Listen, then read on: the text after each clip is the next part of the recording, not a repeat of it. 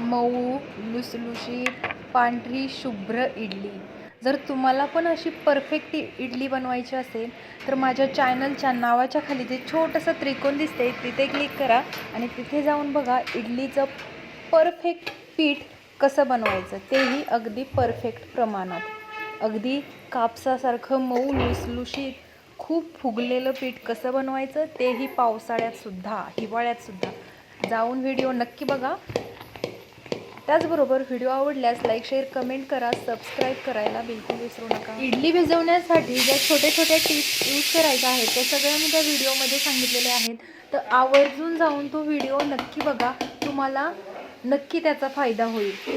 त्याचबरोबर मी इथं आज नारळाच्या कवचामध्ये एकदम ट्रेडिशनल पद्धतीनं इडली करायचाही ट्राय केला, तो बऱ्यापैकी सक्सेसही झाला।